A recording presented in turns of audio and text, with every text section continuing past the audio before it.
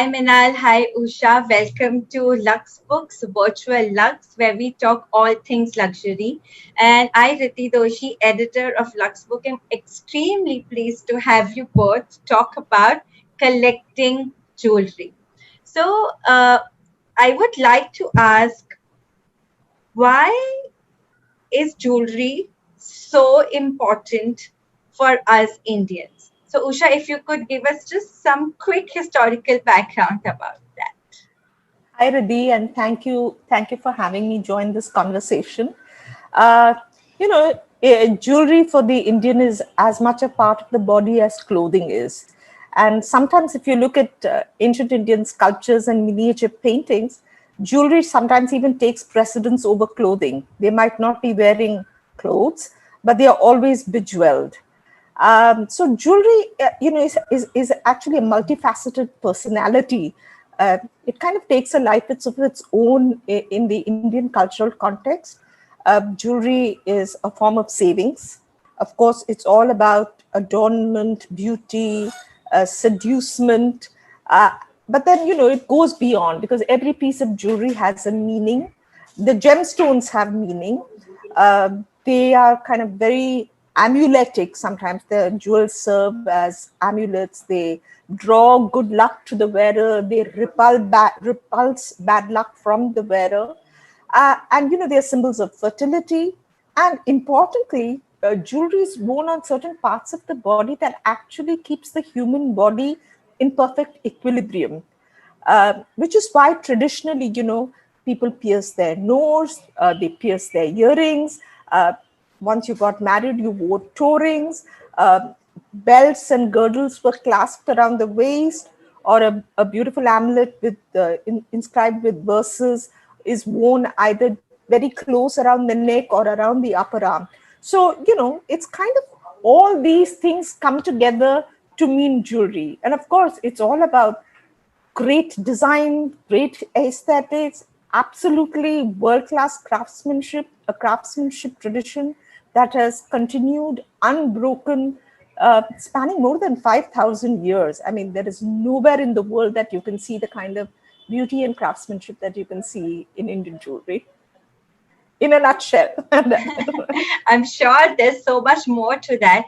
But who were majorly the patrons or the collectors then? What would they collect? And both Usha and Manal, how has this collecting jewelry evolved over the years? And Manal, specifically to you, who are the new age collectors? Well, I think, I'm really glad you asked Usha the question to start with in terms of the history of jewelry, adornment, and collecting, because I think historically, jewelry has been as much about sort of collecting for a treasury of a kingdom, um, as much as it was about specific adornment for not just beauty, but as Usha mentioned, historic reasons for festivals, to exhibit power, to there's a whole host of reasons. And so I think jewelry moved from sort of that kind of collecting to more patronage based, certainly within the last 200 years. And then really the evolving modern collector, if you will, which we can talk about the 20th century collector to some extent, now moving into the 21st century. That modern collector is a very different type of collector. I think, if I may expand on that a bit, I think that people collect and have been over the last several decades. I think that collecting has been about two things: style and significance. If I can sort of oversimplify. And what I mean by that is, when it comes to significance, I think people collect for, they will collect for the rarity of that object. They may collect for some historic value. They may decide they'd like to collect, a specific kind of stone. It may be emeralds, it may be diamonds, it may be pearls. There may be superstition around it. As Usha mentioned, there are amuletic properties, as in it may be that a certain type of jewel or stone or whatever they collect wards off the evil powers to be, so to speak. So I think that's sort of the significance part of it. And frankly, the other part of it, when I say style, I use that very loosely because it really is about design. I mean, I think we have to remember that in India, we live in a country that, not as Usha mentioned, has got 5,000 years of incredible aesthetics. But what goes with that is incredible craftsmanship and technical skill that is not just prevalent in India now, but that has been exported to other countries all around the world. So I think it's both of those reasons that people come together and buy. What that means in the modern context, to answer your question more simply, is I think what that means is someone may decide, look, I think I love the beauty of emeralds. It's what appeals to me. I may decide that I would like to acquire important Colombian emeralds or important Zambian emeralds. I may look at the origin, look at the beauty of the piece in terms of design, but equally the inherent value of the stone. So that's just one example. It may be somebody is collecting jewelry or jeweled watches, sorry, and it may be important watches they're looking at or objects. So it's a whole host of different streams of collecting. Usha, what in your experience do people, or as Minal said, a 20th century collector and a 21st century collector want? What are they looking for when they buy or auction to or bid for jewelry? Sorry. So I think, in the past, people literally hoarded jewelry. Today, they have become discerning collectors. So if they are, if there is something that is old that is being offered at auction, people are looking for provenance. I think that it really starts with provenance. Is the piece really from the period in which to the period to which it has been assigned? Does it have a history? Does it have a story? That immediately establishes the antiquity of the piece. And then they start looking, at things like what is the quality of the gems, what has it been set into, and of course, who made it.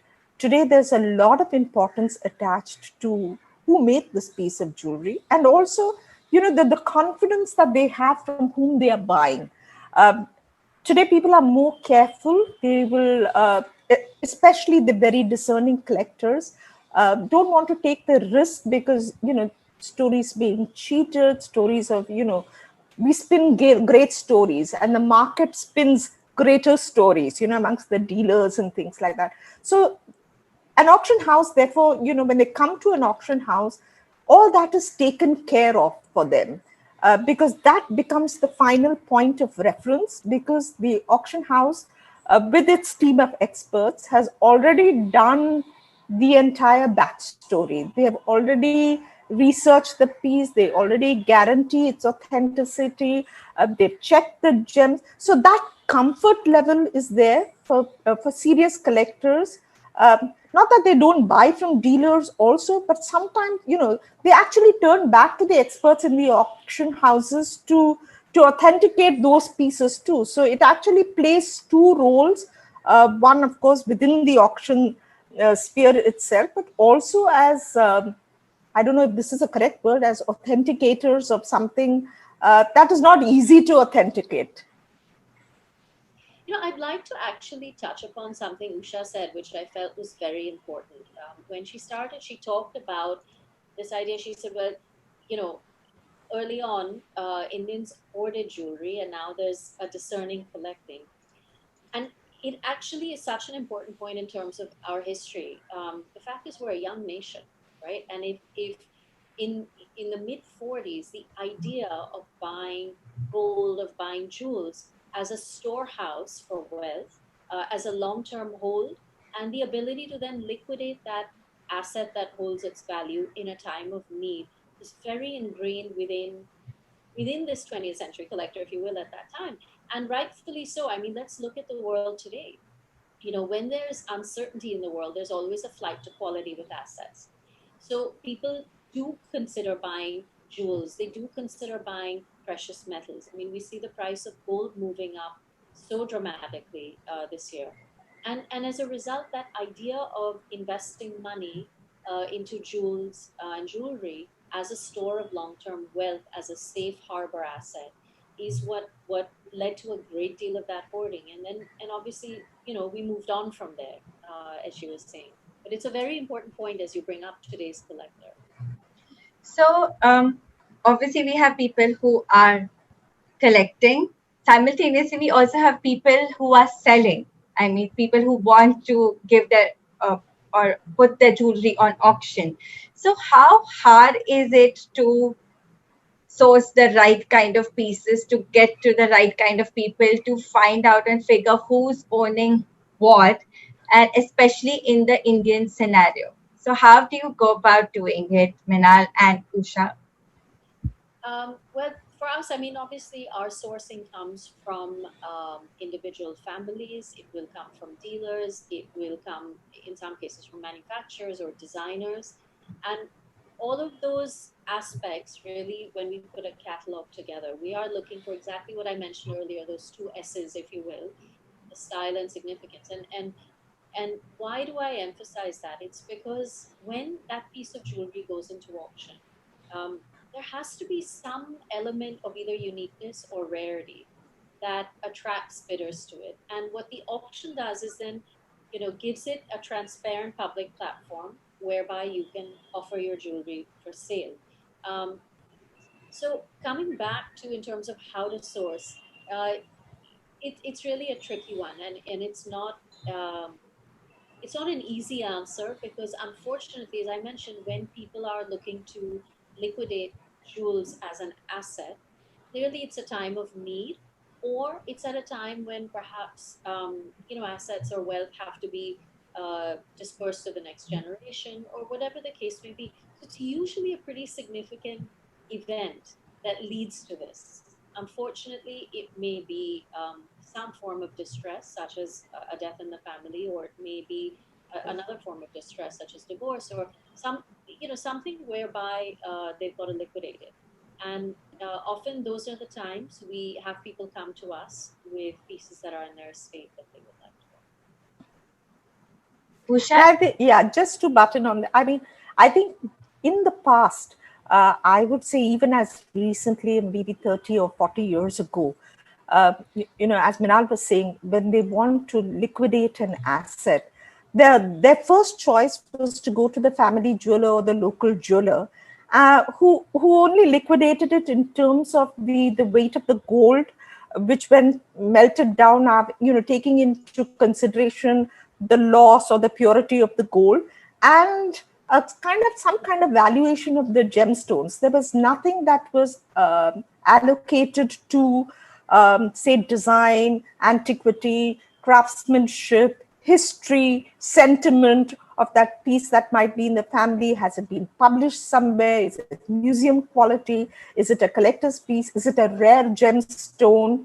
But I think people have become more discerning now. So when they want to liquidate an asset, especially if it is something, it's an heirloom asset, it has been in the family for a long time, they turn to the experts now. They don't just run to their local jeweler and say, okay, melt it all down and give me whatever is the value for it. So they know that when they come to the expert or an auction house, you're going to take into consideration all those, those abstract areas of consideration to which you can actually add a value. So in the ultimate realization of their asset, it's really going to scale up. It's not just metal and gems in that case. That's such an important point. If I may add to that, and specific to auctions, it's and I don't think it we realized it the same way when we started, but certainly when Saffronart began doing jewelry, which wasn't so long ago, and we've been doing jewelry for about 10 years now, a little over 10 years. And it's, the idea that we were bringing transparency into a market like this was certainly one of our objectives. But we've ran into it time and time again where we had someone coming and saying, look, my jeweler, I need to sell this, I need the money. My jeweler is offering me the price of the diamonds and the gold and the rubies, and it's just not quite enough. And it would turn out to be an exquisite piece that had some historic value. And more so, when I talk about that significance piece, it was a sort of technique that wasn't used any longer. Or I'd have someone come in, for example, I'll tell you, there was a beautiful green glass theva piece. Now, this theva technique is simply not done with the same finesse, and it's very difficult to access. It was an old theva piece, just stunning. So that had a whole different value as a collectible rather than simply the components. So what we're basically saying is the sum of the parts is much greater than, sorry, the whole is much greater than the sum of the parts, if you will. If I could show you one example, this is one of the pieces, and it's a small piece, but I'm not, the light doesn't help. But this is a commemorative box, presumably, either a cigarette box or for something else. And it's got the commemorative coronation coin here. And this piece actually belonged to Maharani Narinder Kaur of Kapurthala. And it's amazing. So it came into auction, but obviously, if this had been offered for sale at some point, it would have really been about just the value of this. But this piece has been through a momentous time in India's history. What's more important is that this box was made by Cartier. It's signed Cartier, of course, but it also has JC, the initials JC on it, which refers to Jacques Cartier, who would have attended the coronation at the time and would have been part of this process of creating, something that's a memory. And so it's been passed down, obviously, and retained for that moment in history, which has a lot to do with prior to where India was headed prior to independence, and kind of what that post-colonial environment looks like. That there's still value for those moments in time. So, there's a lot more to it than just it being a precious metal or precious jewel, basically. And Usha, how do you go about finding the history behind a piece of jewelry and its significance? How do you study that? And what kind of research are the new collectors doing to ensure that what they are buying is something that they want or has a historical context? That's not an easy question to answer. When you worked in the field for more than 25 years, sometimes you just develop that instinct and the sixth sense. A lot of it is that sixth sense that kicks in. But it actually starts with the information that the person who owns the piece provides.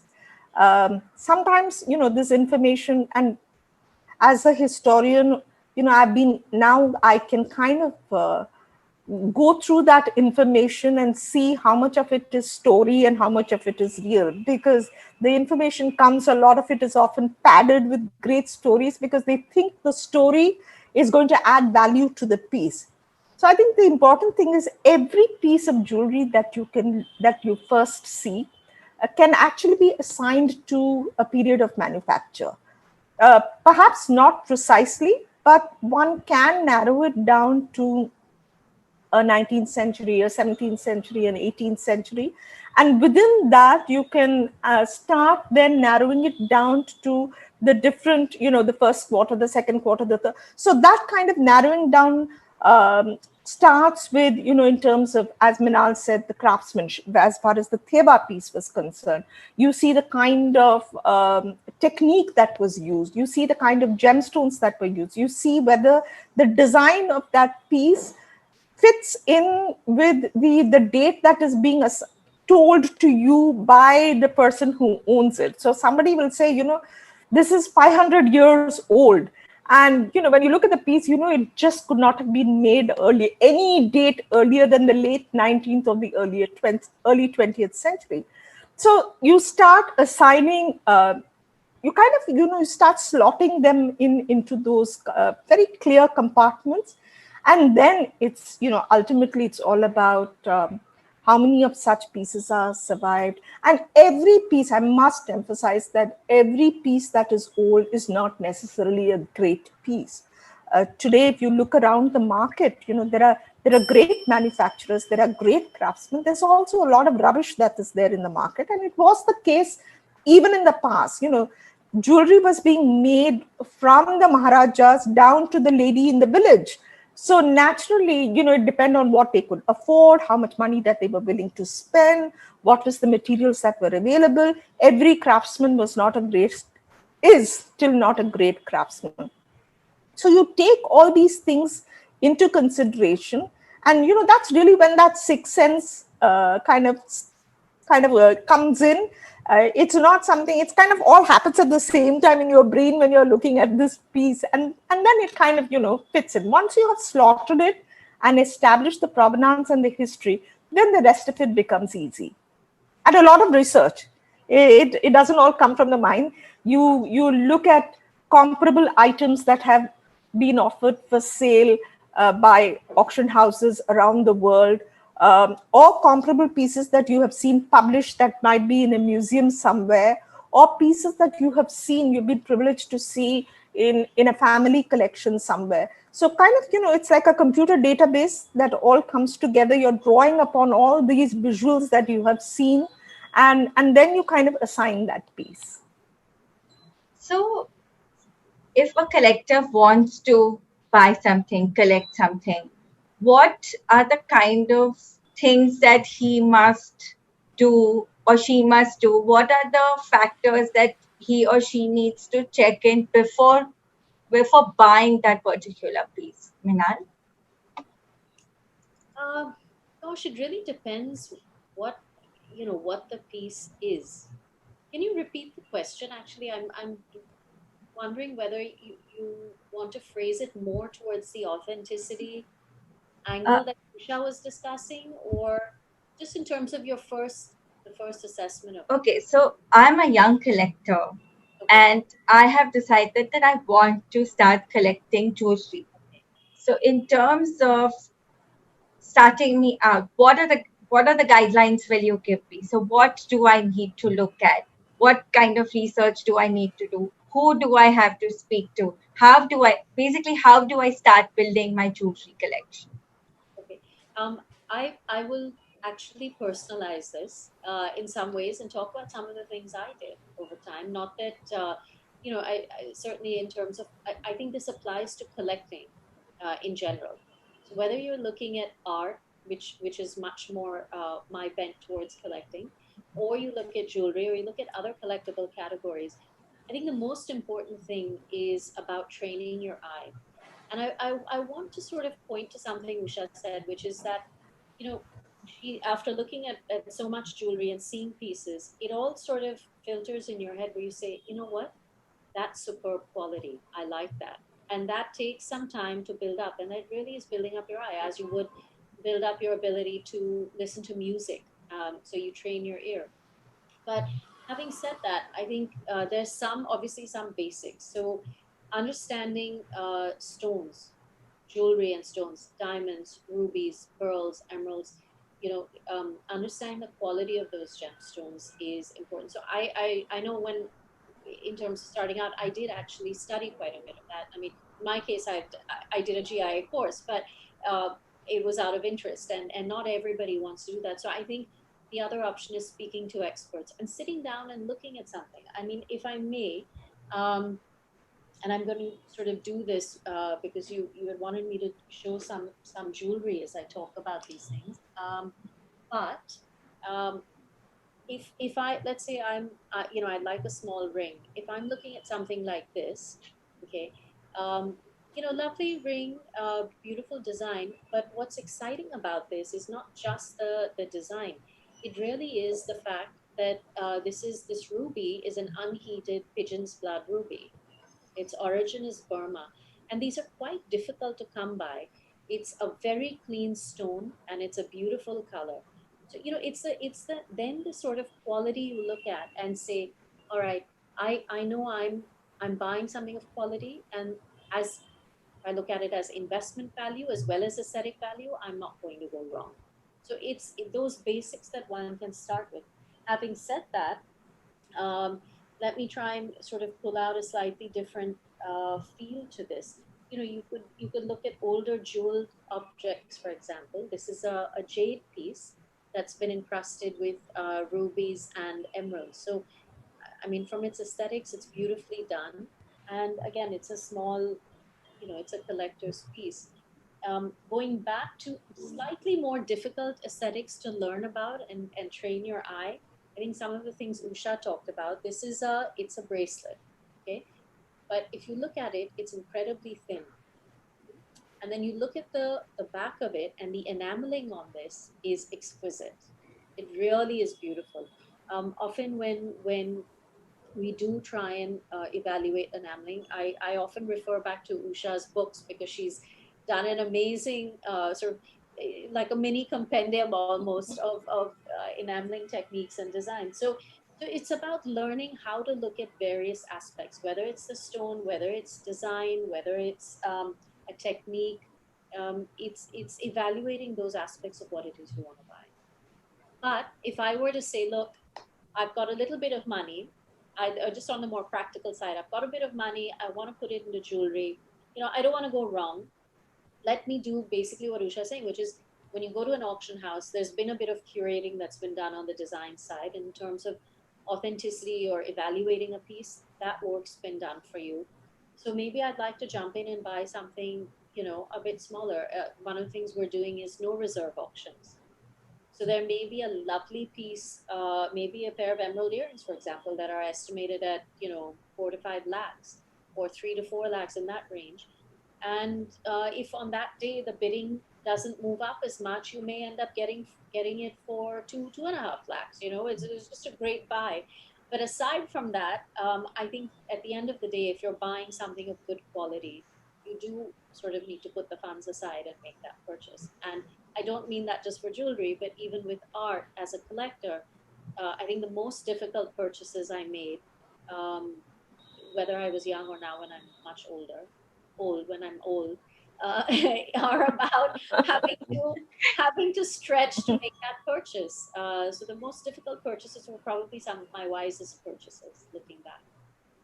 And when we talk about, so I understand how art appreciates, but when we talk about jewelry appreciation, and especially when we are talking about jewelry as investment, how does that work? So obviously it's the current price of gold, and that like a diamond or a ruby, but what are the other factors that plays a role when it comes to appreciation of prices? And I want to know this hypothetically. If I was a collector, I wish I had that kind of money, but if I was a collector, then how does jewelry appreciate, the value of it appreciates? Usha? I think, for me, everything appreciates in value. And if it is something beautiful, it definitely appreciates in value, because beauty is eternal. And, there's as more and more collectors enter that area of collecting. And we've always seen areas of collecting are very dynamic. There are, if it's a serious collector, the collecting base just keeps growing. So you're already in that sense of competition with one another, because there are maybe 4 or 5 people chasing after that same piece of jewelry, which means, there's then that automatic appreciation, which is what the auction market is all about, this transparency and that openness that you can see it in front of you. I don't think, as far as collectibles is concerned, it ceases to be in terms of the metal and the gem, in terms of, what is the weight of the piece, and therefore multiply it by the price of the gold, that kind of thing. Of course, great gems will always appreciate in value, because even as we speak, natural resources are dwindling. It's more and more difficult to find that great unheated Burmese ruby, or that great Colombian emerald that has got no jardins inside it, or that piece of jewelry that has exquisite craftsmanship, as the Theba piece that Minal mentioned. So there is that natural appreciation, because something over time is then getting distilled. It's getting rarer and rarer and rarer, up to a point when you reach a period when, it becomes a historical piece. Something that was made yesterday, uh, in another 20 years, is something that is no longer made with that same technique, that same craftsman.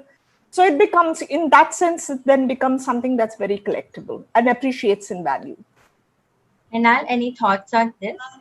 I think Usha summarized it beautifully. I'll kind of go back to my earlier access of style and significance. I think anything whose significance grows over a period of time, whether that significance is in terms of rarity, whether the significance is in terms of scarcity, for example, with natural pearls, whether the rarity is, it's just difficult to get. Anything that contributes that significance over time will perforce increase the value. And as I said, these are long-term holds. And as Usha mentioned something that has that inherent quality and the inherent beauty, either retains or certainly increases in value over time. So it's really distilling down to the idea of something that has inherent value. And this brings to a couple of my last questions. We spoke about the 20th century collector and the 21st century collector. Minal, you said that Saffronart started jewelry auctions about 10 years ago. About 12 years ago, yeah. About 12 years ago. So, how has collecting jewelry evolved over the years?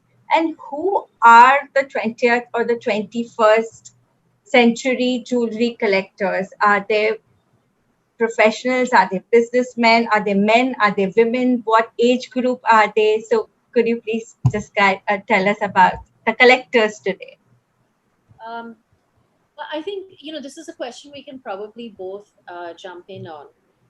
I would say one of the biggest shifts that I see over the last decade in terms of collectors is, um, I think early on, the buying and collecting was perhaps as much about wearing a piece, and so wearing large important pieces, as it was about sort of just acquiring something because it was simply so rare. Um, my feeling is that it's shifted a bit to acquiring and collecting pieces uh, that where it's feasible to be worn. I think for anybody who has collected jewels, we may have bought things that are just exceptionally significant, but aren't utilitarian in any way. Not something I would wear, but it's so rare and so incredible to see that the aesthetics of it. To me, as a collector, I would buy it to acquire it and collect it, not necessarily to wear it. So, but I think it has moved a little more utilitarian, and I do find that in today's world, we have a global pandemic on. It's people do have a different approach to buying jewels and wearing jewels. There aren't as many uh, occasions or opportunities to wear very large jewels, but that doesn't mean just because you're not going to wear a large jewel, you won't wear a jewel. You may just wear something a bit smaller, if you will, if I could just refer to size as one component. Wear something smaller, but something exquisite. You're wearing it more for yourself than for the outside world. I think that has crept in. Who are these collectors? I would say certainly it's become over time they've become younger. I think there's a great deal more access to wealth amongst a younger collector base. So that's certainly the case. I think the predilection towards buying amongst this group has a great deal to do with design, because this is a group that has that's very entrenched within the Insta age, if you will. So you have access to images constantly. Our entire day today is spent with interaction on images. So if you're looking at jewels, it's not just reading a description or seeing a drawing. You are looking at actual images all the time. And so they're exposed to some of the best designs in the world, some of the most incredible pieces. And so I think that filters into the demand for the unusual, the innovative, certainly the difficult to obtain. If I can show you the sort of thing I mean, there's I'm gonna hold this up. So these, they're simple, they're not very large. I mean, if you see them in terms of size, they're not very large, but they're exquisite because they've been done with flat cut diamonds, um, and they're beautifully made. There's very little metal showing, and the emerald in the middle, those are Colombian emeralds. They I mean, they're certified, of course, and they have insignificant oiling, very difficult to come by. So, and they're absolutely clean and be a beautiful saturated green. So, they may go for something like this as opposed to a something much larger, perhaps. So, I think it has a lot to do with being exposed, getting that training your eye, and being a younger collector that's looking for more wearable pieces. Usha? I think there are actually, if you look at it from a world perspective, uh, two kinds of collectors perhaps.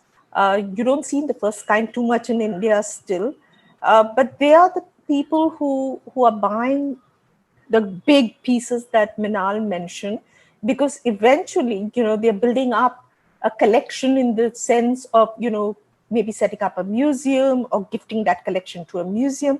These are museum quality pieces. They don't buy it from the point of view, that they're going to wear it for a dinner or for a wedding or anything like that. For them, this is a monumental piece. It might be a scale that they would never imagine that they would buy to wear, but somebody actually wore it at some point of time.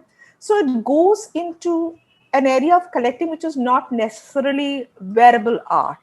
And then there are those who, as Minal said, who only looking to put together a collection of wearable items of jewelry. But again, they are very discerning collectors, because naturally, they don't want to buy something that they don't like. They don't want to be seen wearing something that is not beautiful and of great workmanship, and they want to really put their money into something that is worth investing in. And then maybe there are, but very few. I mean, I've really come across very few of those who kind of combine both areas of collecting. So there's a market still for that great pieces of jewelry, that huge art or a huge manga male from South India, that is not necessarily something that somebody would be able to wear, or even wants to wear, but they are looking at it purely from the perspective of collecting. So I think it covers that whole spectrum. And especially after COVID, Minal, I know you touched upon it a little bit, but uh, has the demand for jewelry in terms of a collectible or in the secondary market gone up? And if yes, why? So, I think this is a tough question because it has a lot of components, and the short answer is it depends. But just to give you an idea, between March and September 2019 and March and September 2020, we've done 350% more auctions this year, and we've really had much more activity in terms of people buying across collectible categories. When it comes to jewelry, we find that there is a greater interest in buying, although it's been more focused on some of the smaller pieces, mainly because there's that level of uncertainty, you know. But as I said, people are looking for quality. So it's ranged anywhere from impulse buys and sort of these no reserve auctions we've done to we've done several private sales as well at at a much higher level, where people are looking to acquire something. In some cases, perhaps they will wear it eventually, but they're really looking at it more in terms of the collector that Usha was referring to, which is, um, it's a fabulous piece. It's rare. I don't. I want to put my money into an asset that's going to hold its value. That's more long term. So this is what I'd like to put it into. But during the pandemic, I think there has been an interest in spending the time on assets that need that engagement, whether it's art or jewelry or other things. And people have been home during a lockdown, so they're willing to look, they're willing to learn, willing to explore, and I think that's been wonderful because they have reached out and they have acquired pieces. It's really been across the board, and I think that varies. It's a very individual type of decision.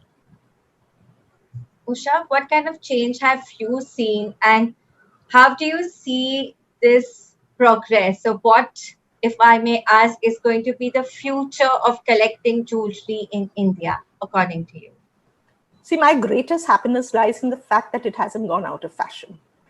People still love jewelry. People are still buying jewelry.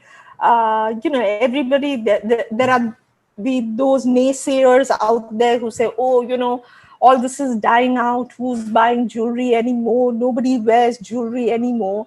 But for me as a historian, today I'm the historian of the past. There's going to be somebody who's going to be writing today's history 100 years hence. So there's a lot happening. There's a lot of material for that historian of the future to look back at turn of the 21st century India, or the world for that matter, and say, hey, look, it hasn't gone out of fashion.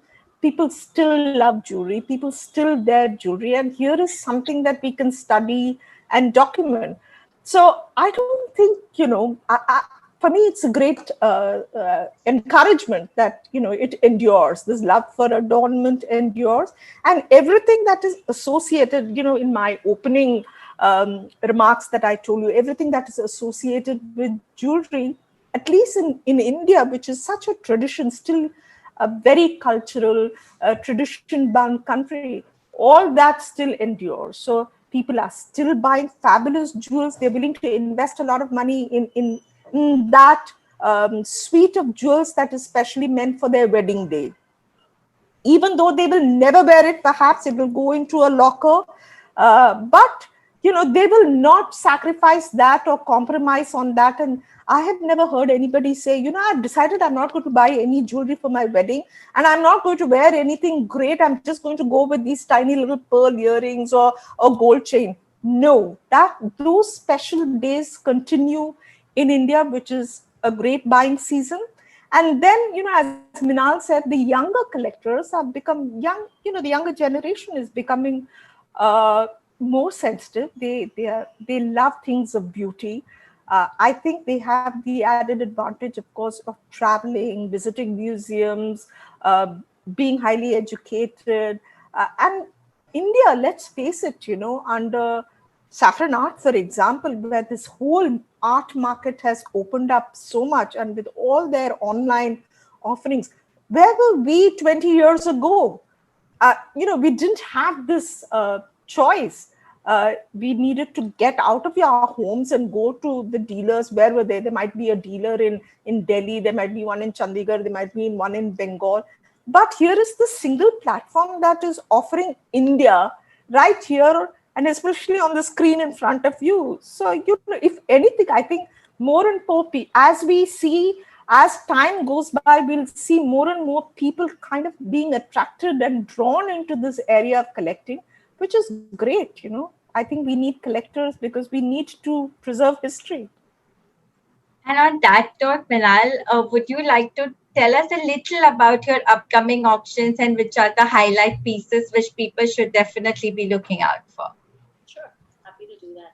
I think just to Usha's point, I think people will of course be looking at important pieces. I think that she alluded to something very important, which is about technology. And when you look at collecting for the future, I think technology has a lot to do with it, because the fact is, I think doing things online is here to stay. Look, when we first started the business, the one thing I constantly heard from people is, "Oh, you're crazy. Who will ever buy art online?" And then when we started jewelry 12 years ago, they said, "Oh, you're crazy. Who's ever going to buy jewelry online?" But the fact is, what it does is it gives people access. It gives them transparent access to see things and experience things that they wouldn't otherwise. And I think there's a greater level of trust that's built up. The other thing is, just to draw upon earlier points that you both have brought up, the fact is there has been a shift in terms of buying, where the decision maker is perhaps a male head of the family, to buying by women who are the wearers of jewelry and are therefore now the sort of the keepers of that heritage, if you will. So I think I have seen that being a change, and it really is a big change when you can make that purchase, make that bid from your mobile phone wherever you are. You're completely untethered in terms of access and finance, and you can make those decisions. So I think there has been a change, and I think that will be a big trend into the future. But as I said, it does come down to quality. And just I'd like to start off with showing these.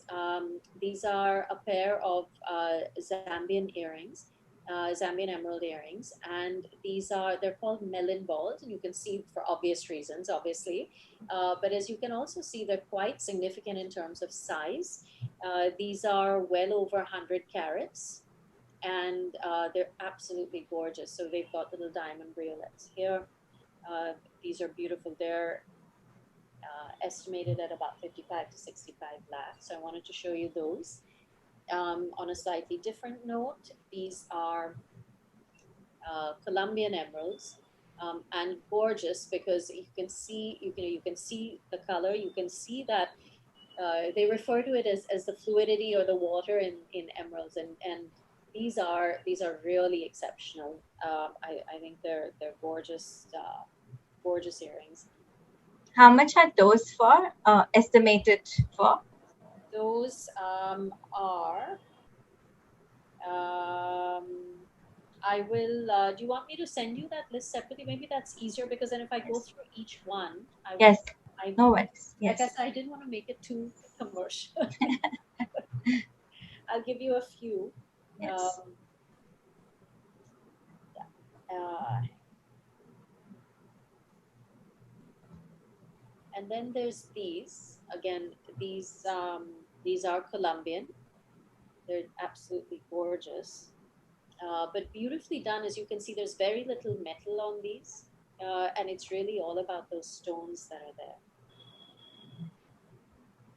I showed you some earlier ones, and then there's also some kind of fun ones that are everything doesn't necessarily have to be sort of the absolute top end, and these are just much more sort of affordable, if you will, especially for someone starting out. We've also, just to continue the theme on emeralds, we've got several gorgeous rings. This is a Zambian emerald ring, but absolutely, absolutely clean. You it's like you're looking into the sense of a forest. I mean, there's all you see is green when you look into it. Um, there's no, you don't even, you'd really have to loop this to see the inclusions. It's absolutely beautiful. And finally, I'm not going to go through all of them, but there's also just to give you an idea, if you're someone who prefers a simpler look, you can also have emerald beads. Again, these are Zambian, but beautiful light on these. And so, I mean, I think there's been a focus on quite a lot of stones. I'm staying away from getting too much into pricing, but just to give you kind of a different route, we've got some lovely Tanzanites, which, Tanzanites are not easily found, especially not this deep blue. It's sort of, it looks almost like a sapphire. Going back to something Usha was saying about amuletic properties and superstition, sapphires are not often worn in India for those reasons. They're considered to be a very powerful stone, and sometimes bring bad luck to the wearer if it doesn't suit them.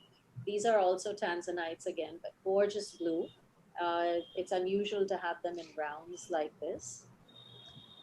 I showed you that earlier bracelet, and I wanted to show you something that's very specific to India, which are bazu buns.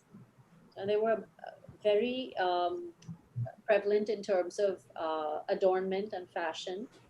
Less so today, but certainly of interest. This is a bazu bun that can be worn as a choker, or it's something you could wear as a bazu bun. But what's exciting about this is actually the enameling, and it's difficult to explain this as you're looking at it, but it's absolutely gorgeous if you can see.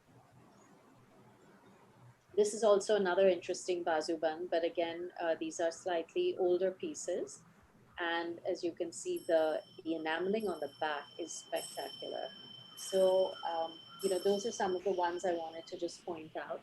We've also, I mean, I'm not going to go through the whole catalog necessarily, but we've also got some very unusual buys. So this is an old diamond ring. It's difficult for me to show on the call here, I think, but it's an old cut diamond ring. Um, Incredible value buy, if you will. I'll show you just so you get an idea of the size. It's quite a large stone. Um, Much of what we've tried to do with diamonds, because there was a bit of uncertainty, is to get some good pricing in place for them. This is another ring that's in the sale. It's quite a significant stone. I think this is a little over 3 carats, 3.08 carats, if I'm not mistaken. And I showed you the Burmese ruby ring earlier. This is another origin. This is from Mozambique. Again, incredibly clean stone. Beautiful, beautiful piece. Not a very large ring, wonderful for a young collector, but of exceptional color. So these are a few of the things that I put together here. We also have some very contemporary pieces, but based on traditional design. So we've focused on unusual enameling. So this is one of the pieces. This is a kara, but with a very different sort of blue enameling. It's blue and gold with some pink enameling, which used to traditionally come from Banaras, but these have been done in Jaipur. It's and the one from Banaras, of course, was introduced essentially through Mughal painting, really, if you go back to the origins, but introduced by the Mughals to that part of India. And this is another blue. It's a very deep blue. You don't usually see this sort of enameling in the older pieces. So we've had a section that's more about the design.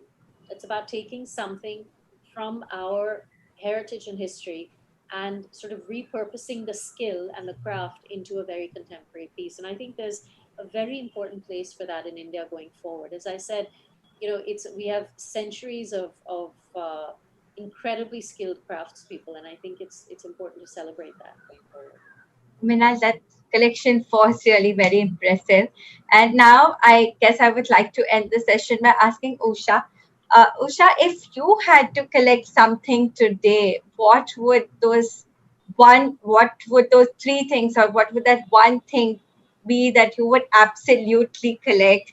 And what are the three top or your best collections or best items in your collection, your personal collection?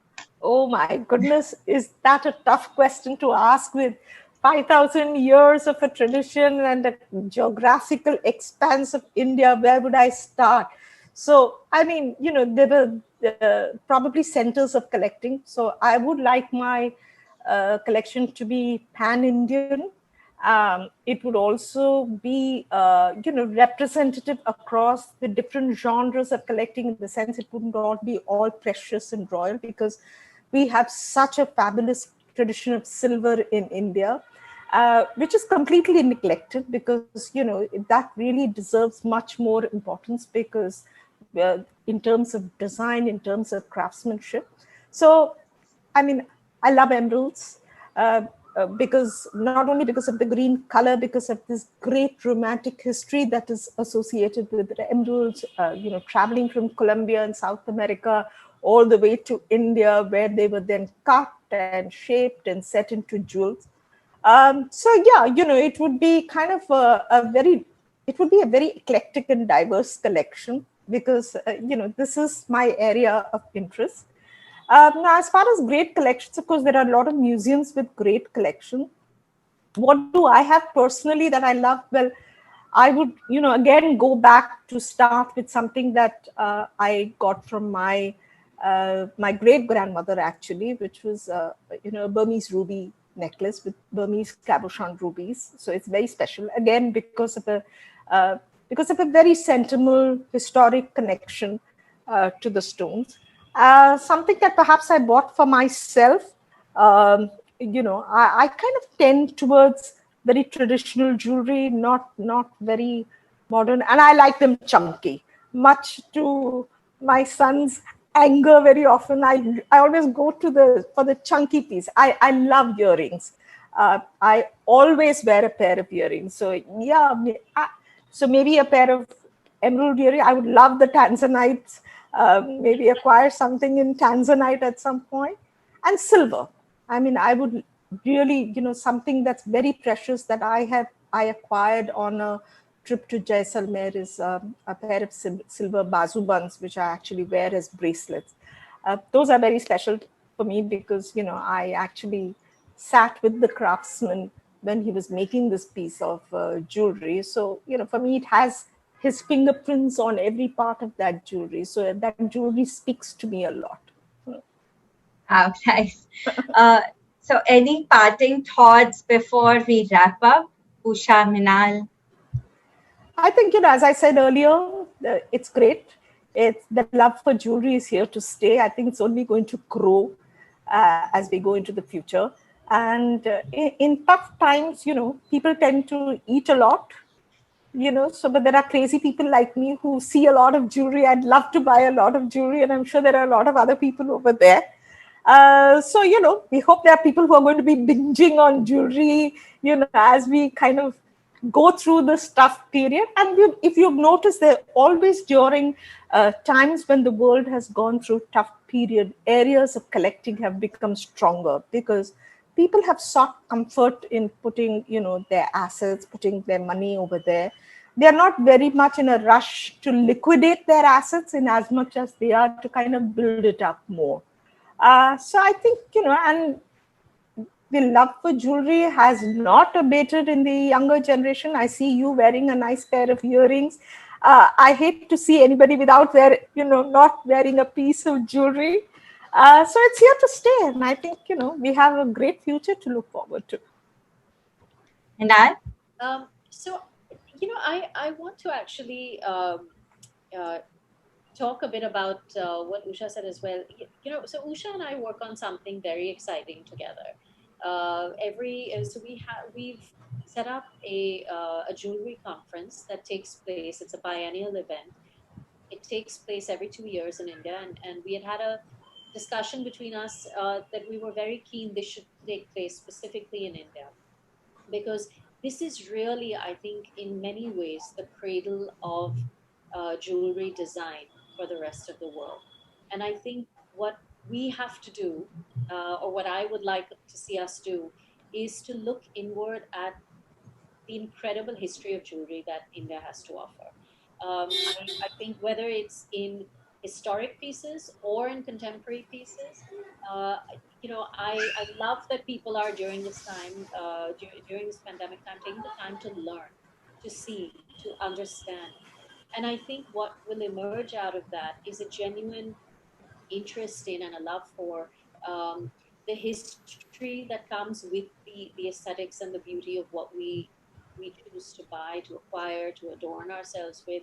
It's as much of our everyday living as putting on a sari and going somewhere. I mean, I think there's a much greater appreciation for where we've come from and where we're headed, and it seems to just be, as I said, I bring in that style component. It seems to just be fashion, but that really is not what our jewelry is about. So I'd like to see more of that going forward, and I think respecting the history and the craftsmanship that we come from.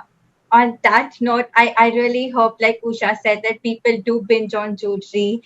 Minal, definitely looking forward to yours and Usha's conversations at your next jewelry PNL on your conference because there's always so much to learn. And even in this session, I learned so much, and I'm sure so did my viewers. So thank you so much for being a part of this. Thank you. Thank you, Riddhi. Thank you. Bye. Bye.